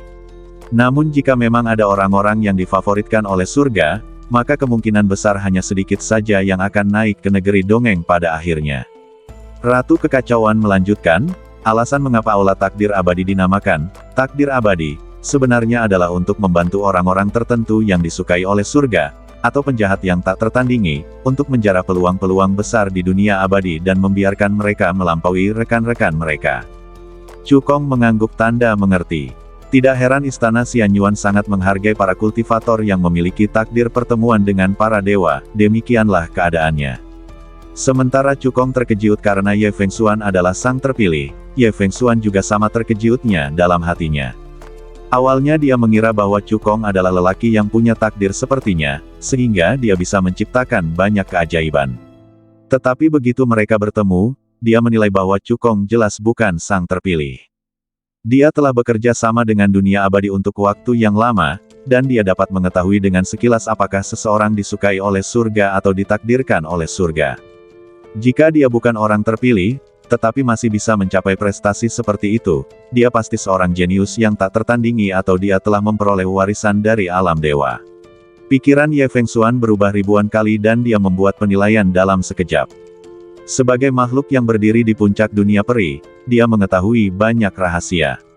Misalnya, Istana Senghu terhubung dengan dunia dewa. Aula 10.000 binatang juga dihadiahi binatang buas suci. Istana Tianhuang juga memiliki rahasianya sendiri. Terlepas dari apakah Cukong adalah penjahat yang tak tertandingi atau telah memperoleh warisan alam dewa, dia sangat penting bagi istana Xianyuan. Setelah Ye Fengxuan pulih dari keterkejutannya, dia menatap Cukong dalam-dalam dan berkata, matamu memberitahuku bahwa kamu sudah mengetahui rahasia istana Xianyuanku. Cukong mengangguk, aku tidak menyangka bahwa kepala Aula akan menjadi orang yang ditakdirkan. Tidak heran Aula Xianyuan dapat bangkit di tanah suci di mana terdapat begitu banyak orang kuat dan jenius, dan menjadi penguasa utara. Perkataan Cukong membuat Ye Fengxuan semakin yakin bahwa Cukong kemungkinan besar telah mewarisi alam dewa dan memegang kartu truf yang kuat di tangannya. Apakah kamu tertarik untuk bekerja sama? Tanya Ye Fengxuan. Bagaimana cara bekerja sama? Cukong mengangkat alisnya. Jika kamu dapat membantu istana Xianyuanku dan menguasai tanah suci, penguasa istana ini dapat membagi kekuatan surga yang diberikan oleh surga di negeri dongeng secara merata denganmu. Ye Fengxuan berkata dengan suara yang dalam. Cukong telah merasakan efek ajaib kekuatan Dao Surgawi dari dua segel Dao Surgawi. Itu dapat membuat kultivasi sang pembudidaya menjadi lebih sederhana, terobosan lebih mudah, peluang lebih mudah diperoleh, dan sebagainya. Jika kultivator lain mendengar kondisi Ye Fengxuan, mereka pasti akan sangat bersemangat. Namun Cukong tampak tenang, karena dia tidak membutuhkan kekuatan surga. Karena dia memiliki pagoda kekacauan, kecepatan kultivasinya lebih cepat daripada seorang master takdir sejati. Ye Fengxuan melihat apa yang dipikirkan Cukong dan berkata cepat, kamu mungkin tidak membutuhkan kekuatan surga, tetapi bagaimana dengan kerabat dan temanmu? Sejauh yang aku tahu, banyak kerabat dan temanmu berasal dari alam bawah. Pikiran Cukong tergerak, bisakah kekuatan surga ditransfer ke orang lain? Tentu saja, kata Ye Fengxuan. Dia hanya membalikkan tangan kanannya, lalu sebuah permata 9 warna muncul di telapak tangannya, berkilauan dengan lingkaran cahaya 9 warna. Meskipun permata 9 warna ini hanya seukuran ibu jari, kekuatan surga yang terkandung di dalamnya jauh melampaui segel surga yang diperoleh Cukong di babak kedua pertarungan peringkat alam abadi. Manik ini disebut manik Dao Surgawi. Jika istana Xianyuan kita dapat menguasai tanah suci, Dao Surgawi dari alam abadi akan memberimu ratusan manik Dao Surgawi. Ye Fengxuan berkata, kalau begitu, kamu dapat memberikan manik Dao Surgawi yang tidak kamu butuhkan kepada kerabat dan temanmu. Dengan berkah kekuatan surga yang begitu besar, bahkan jika saudara dan teman Anda memiliki kualifikasi yang buruk, mereka dapat menjadi orang kuat yang hebat. Ketika Cukong mendengar ini, kilatan cahaya melintas di matanya dan dia merasa sedikit tersentuh oleh kata-kata Ye Fengxuan. Lagi pula, tidak ada seorang pun yang ingin hidup di bawah asuhan orang lain sepanjang waktu. Negeri dongeng itu begitu luas, kerabat dan teman-temannya pasti ingin pergi keluar dan menjelajahinya daripada berdiam di negeri dongeng kin besar. Jika dia bisa mendapatkan mutiara Dao Surgawi dalam jumlah besar, kerabat dan teman-temannya setidaknya akan mampu memasuki alam kaisar abadi di masa depan, sementara orang-orang seperti Lin Qingyan, Lu Linglong, dan lainnya, akan memiliki harapan untuk memasuki alam kaisar abadi. Melihat Cukong tertarik, Ye Fengxuan pun menyerang selagi besi masih panas dan berkata, selain mutiara Dao Surgawi, kamu juga dapat menggunakan semua sumber daya istana Xianyuan. Mulai sekarang, kamu akan menjadi tuan muda istana Xianyuanku, dan statusmu akan menjadi yang kedua setelah tuan ini. Sambil berbicara, Ye Fengxuan melambaikan tangannya, mengeluarkan 5 toples giok tersegel dari cincin penyimpanan, dan meletakkannya di depan Cukong. Ini adalah darah naga asli yang kau inginkan. Aku akan memberikannya kepadamu secara cuma-cuma sebagai tanda ketulusanku dalam bekerja sama denganmu, kata Ye Fengxuan. 5 guci giok berisi saripati darah naga sejati tingkat tinggi ke-9 dengan atribut kayu, tanah, angin, guntur, dan kegelapan. Di antara semuanya, toples berisi esensi darah naga sejati atribut gelap adalah yang paling berharga. Itu berasal dari naga sejati malam gelap dan kekuatannya sebanding dengan kaisar abadi tingkat 9. Untuk mendapatkannya, istana Xianyuan membayar harga tertentu. Ye Fengxuan memberikan 5 jenis darah saripati naga sejati tingkat tinggi ke-9 kepada Cukong secara gratis, yang cukup untuk menunjukkan ketulusannya. Cukong menatap kelima altar giok itu, kilatan cahaya cemerlang melintas di matanya. Bersama mereka, dia telah mengumpulkan 8 jenis saripati darah naga sejati tingkat tinggi tingkat 9 dengan atribut yang berbeda-beda, yang memungkinkannya untuk melangkah ke tingkat ke-8 seni naga leluhur dan meningkatkan darah di badannya ke pembuluh darah abadi tingkat 8. Setelah berpikir sejenak, Cukong menerima 5 guci giok dan setuju untuk bekerja sama dengan Ye Fengxuan. Senyum muncul di wajah Ye Fengxuan. Dia punya firasat bahwa dengan bergabungnya Cukong, kekuatan Istana Xianyuan akan melampaui Istana Shengwu, Istana Tianhuang, dan Istana Wanshu, serta mendominasi Tanah Suci. Ye Fengxuan segera memanggil semua tetua dan putra dewa untuk pergi ke aula pertemuan. Setelah beberapa saat, semua tetua dan putra dewa di Gua Xianyuan telah tiba. Tetua ketiga dan Sun Tianhua juga ada di antara mereka. Setelah melapor ke paviliun tetua, Sun Tianhua telah diberikan posisi tetua biasa. Tatapan mata Ye Fengxuan menyapu semua tetua dan putra dewa, menunjuk Cukong, dan memperkenalkannya, namanya Cukong. Belum lama ini, dia memenangkan putaran pertama dan kedua turnamen peringkat alam abadi dengan bakatnya yang tak terkalahkan, dan memperoleh 2 segel dao surgawi, menciptakan keajaiban. Mulai sekarang, dia adalah Tuan Muda Istana Xianyuanku, dan statusnya hanya di bawah Tuan ini. Perkataan Ye Fengxuan bagaikan guntur, meledak di telinga semua orang. Semua orang membelalakkan mata mereka dan menatap Cukong dengan tak percaya. Terutama tetua ketiga dan Sun Tianhua. Tetua ketiga awalnya mengira bahwa Ye Fengxuan paling-paling hanya akan memberikan Chu Hongqi status putra dewa. Namun tanpa diduga, Ye Fengxuan langsung menunjuk Cukong sebagai Tuan Muda Istana. Itulah Tuan Muda Istana, orang terpenting kedua di Istana Xianyuan, yang statusnya lebih tinggi dari Tetua Agung. Beberapa putra dewa telah bertarung secara terbuka dan rahasia selama bertahun-tahun untuk bersaing memperebutkan posisi Kepala Istana Muda, dan otak mereka hampir meledak. Para penatua yang mendukung Sons of God juga membuat investasi besar. Namun hadiahnya diambil oleh Cukong yang tiba-tiba muncul. Tetua Agung itu kembali sadar dan berkata, "Kepala Istana, masalah penunjukan seorang Kepala Istana Muda sangatlah penting. Saya pikir kita harus mengambil pandangan jangka panjang." Banyak pula tetua yang angkat bicara. "Ya, Kepala Istana, meskipun Cukong sangat hebat, dia baru saja bergabung dengan Istana Xianyuan.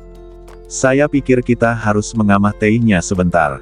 Dibandingkan dengan Cukong, menurutku Bi Senzi lebih cocok menjadi Kepala Istana Muda." "Saya juga mendukung Bi Senzi."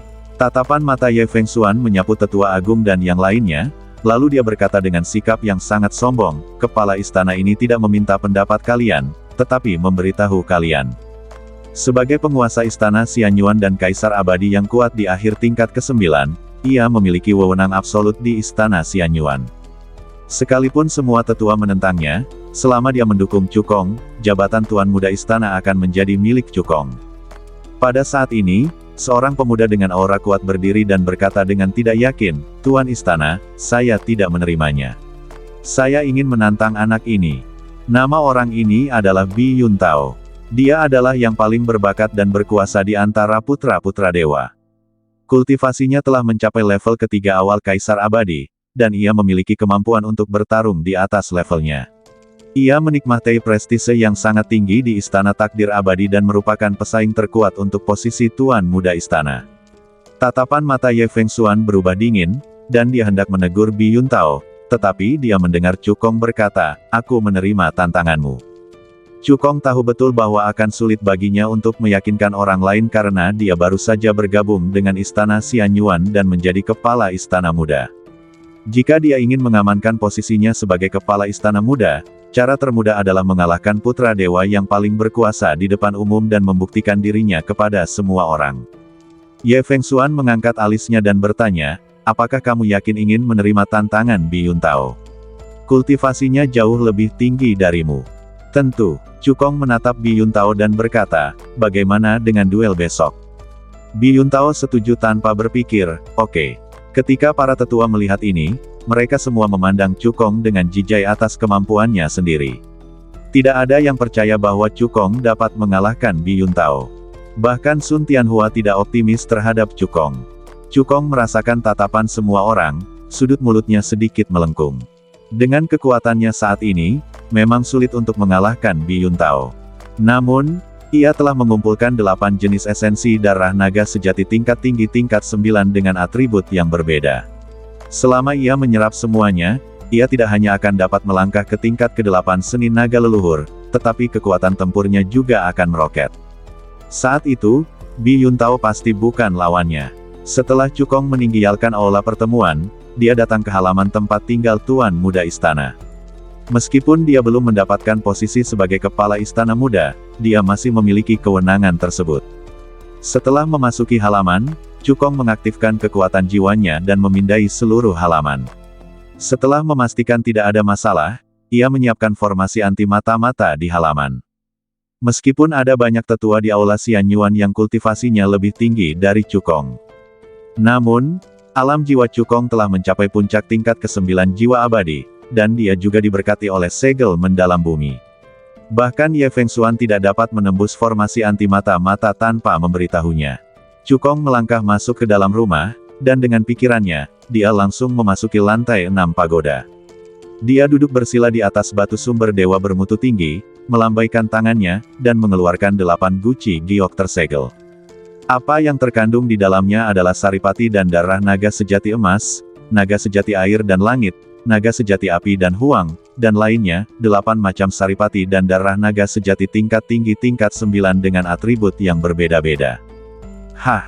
Cukong menarik napas dalam-dalam, menyesuaikan kondisinya ke puncak, lalu dengan santai mengangkat hembusan angin dan membuka tutup altar. Ledakan! Dalam sekejap, ruang bergetar dan kehampaan meratap. 8 auman naga yang memekakkan telinga terdengar seketika. Kekuatan naga yang agung dan energi darah yang mengerikan melonjak keluar dari altar giok seperti tsunami yang dahsyat, menghantam Cukong dengan ganas. Kekuatan tsunami darah dan energi ini tidak lebih lemah dari serangan kekuatan penuh dari orang kuat di akhir level pertama Kaisar Abadi. Kilatan petir dingin menyambar di mata Cukong, dan ki serta badannya menyatu menjadi satu. Tinjunya membawa kekuatan yang tak tertandingi dan menghancurkan tsunami darah dan ki. Setelah itu, dia mengubah tinjunya menjadi telapak tangan, mengarahkannya ke 8 altar giok, dan mengaktifkan teknik naga leluhur.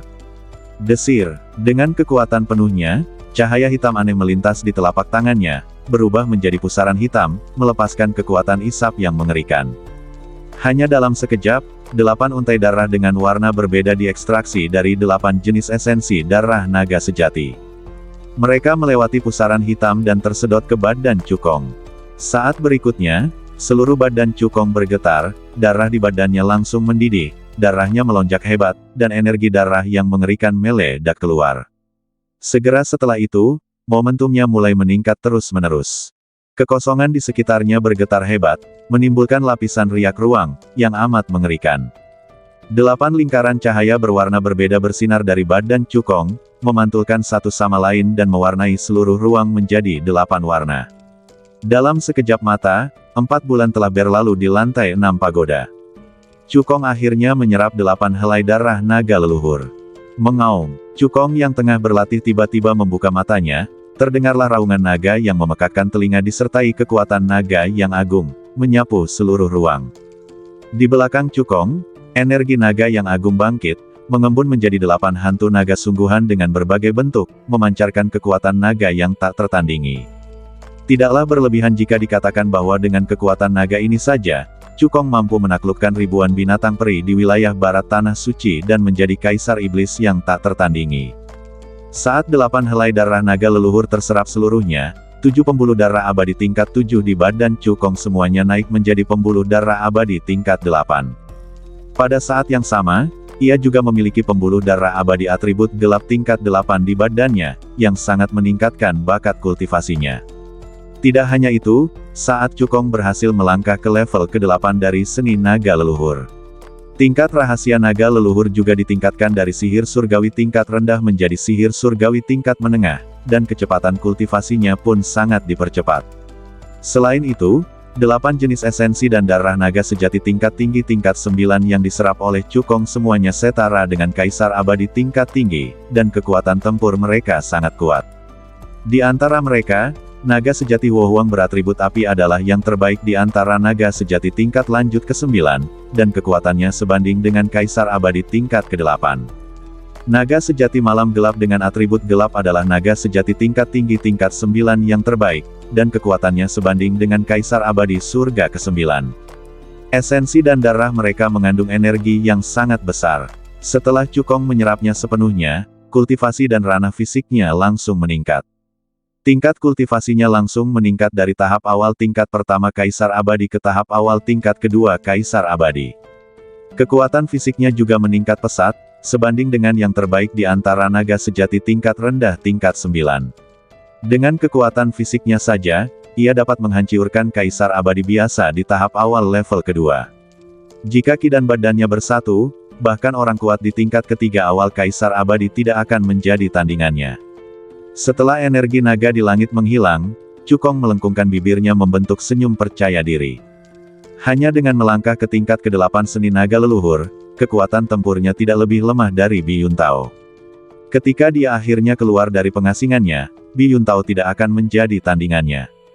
Hah! Cukong menarik napas dalam-dalam, sedikit menyesuaikan kondisinya, memejamkan mata, dan mengabdikan dirinya pada kultivasi. Waktu berlalu, dan dalam sekejap mata, 5 tahun telah berlalu di lantai 6 pagoda. Cukong yang tengah berlatih tiba-tiba merasakan ada kekuatan mengerikan yang keluar dari badannya. Momentumnya terus meningkat, dan dalam sekejap mencapai puncaknya. Namun momentum ini tidak berhenti dan terus menyerang tingkat yang lebih tinggi. Akhirnya, berhasil menembus batas. Pada saat yang sama, suara sedikit pecah terdengar dari badan Cukong. Itu adalah suara penghalang alam yang hancur. Kultivasinya berhasil menembus tahap akhir tingkat kedua Kaisar Abadi. Selain peningkatan dalam kultivasinya, dengan bantuan sejumlah besar ramuan penyempurna badan, kondisi fisiknya juga meningkat pesat. Kekuatan fisiknya saja sudah cukup untuk menghancurkan Kaisar Abadi biasa di akhir level kedua. Dengan kesatuan ki dan badan, dia bahkan dapat mengalahkan Kaisar Abadi di akhir level ketiga. Sudah hampir waktunya, saatnya untuk berurusan dengan Bi Yuntao. Cukong berkata dalam hati. Dengan pikirannya, dia langsung meninggalkan lantai 6 pagoda dan kembali ke rumah.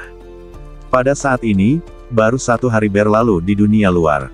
Cukong meninggalkan halaman dan terbang menuju arena bela diri. Pada saat ini, arena seni bela diri yang besar sudah dikelilingi oleh orang-orang. Di Aula Xianyuan, lebih dari 90% tetua dan murid telah tiba. Mereka semua ingin melihat apakah Cukong yang sangat dihargai oleh Master Istana benar-benar cakap atau hanya omong kosong belaka. Waktu duel telah tiba, tetapi Cukong belum muncul. Mungkinkah dia takut bertarung? Seseorang yang kabur dari medan perang tidak layak menjadi Tuan Muda Istana Xianyuan kita. Menurut pendapatku, posisi Tuan Muda Istana seharusnya menjadi milik Bisenzi. Benar sekali, aku juga mendukung Bisenzi untuk menjadi kepala Istana Muda. Di panggung seni bela diri, Bi Yuntao mendengarkan diskusi semua orang, matanya penuh dengan kebanggaan. Meskipun kepala istana mendukung Cukong, tetapi jika dia dapat mengalahkan Cukong di hadapan semua tetua dan murid, maka semua orang akan mendukungnya, dan jabatan kepala istana muda pasti akan menjadi miliknya. Bahkan ketika dia tengah berhayal tentang menduduki jabatan sebagai Tuan Muda Istana, tiba-tiba terdengar suara terobosan di udara. Sosok Cukong secepat kilat, dan dia muncul di panggung seni bela diri dalam sekejap. Kecepatannya cepat sekali. Seseorang tampak terkejut. Apakah dia Cukong? Dia tampaknya cukup kuat. Sepertinya dia benar-benar mampu. Tidak heran dia berani menerima tantangan Bisenzi. Semua orang membicarakannya. Bi Yuntao mensibir dan sama sekali tidak menanggapi Cukong. Wah, asal kau bisa bertahan dari 3 jurus anak dewa ini, kau menang, kata Bi Yuntao dengan sombong. Cukong mendengar ini, sudut mulutnya terangkat dengan sedikit rasa geli. Kamu memang cukup sombong, tapi sayang sekali kekuatanmu tidak sesuai dengan nada bicaramu. Bi Yuntao merasakan penghinaan dalam kata-kata Cukong, dan wajahnya tiba-tiba menjadi gelap. Sebagai yang terkuat di antara para dewa di Istana Xianyuan, tidak ada seorang pun yang berani memandang rendah dirinya seperti ini. Nak, putra dewa ini akan membuatmu membayar harga yang mahal atas kesombonganmu, kata Bi Yuntao dengan dingin. Melihat Cukong dan Bi Yuntao sudah siap, Ye Fengxuan segera mengumumkan, pertarungan resmi dimulai. Bersambung.